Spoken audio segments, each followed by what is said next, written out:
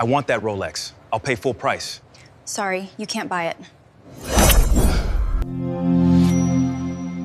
You walk into a brightly lit, pristine luxury boutique.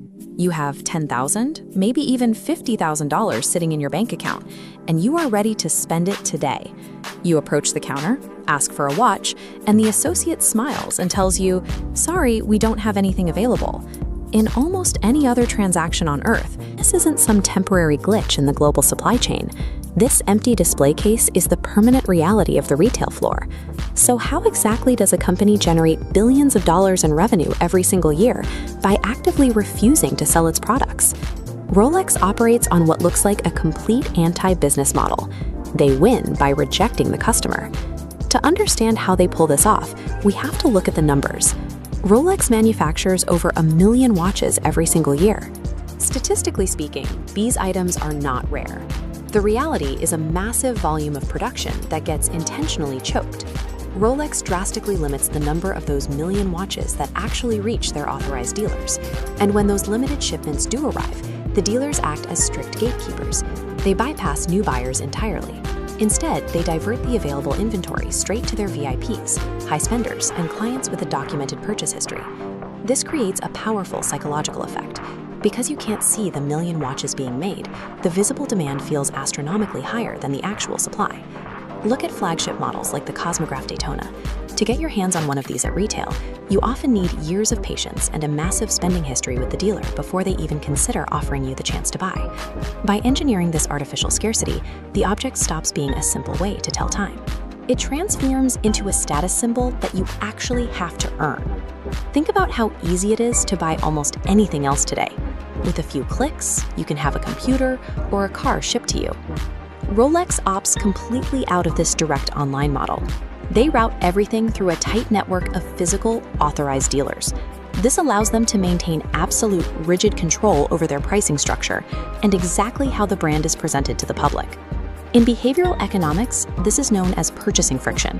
When you make a product easy to acquire, it feels common, available to anyone with a credit card. Rolex wants the opposite. They introduce obstacles to ensure the buying process feels like a hurdle, because when ownership requires effort, the final purchase feels like a victory rather than a transaction. In this market, making the product difficult to find is exactly what keeps it elite.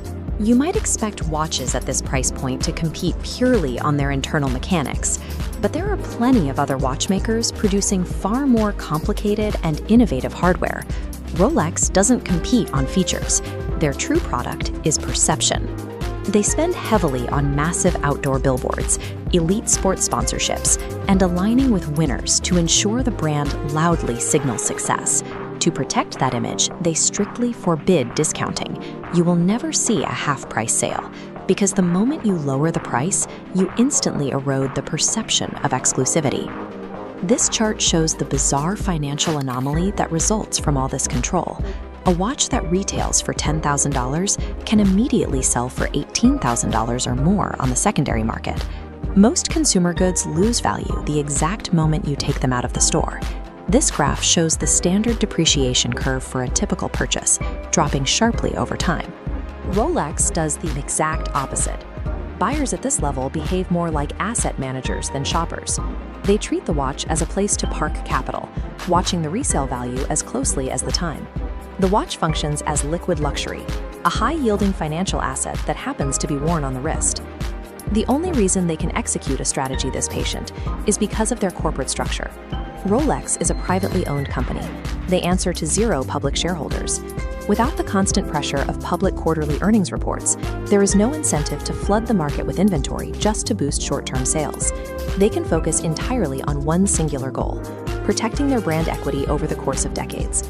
So when you walk up to that counter and the associate tells you they have absolutely nothing available, it isn't a failure of their supply chain. It is the deliberate execution of their strategy. Get your hands off me! I haven't done anything wrong! You need to leave the premises immediately, sir.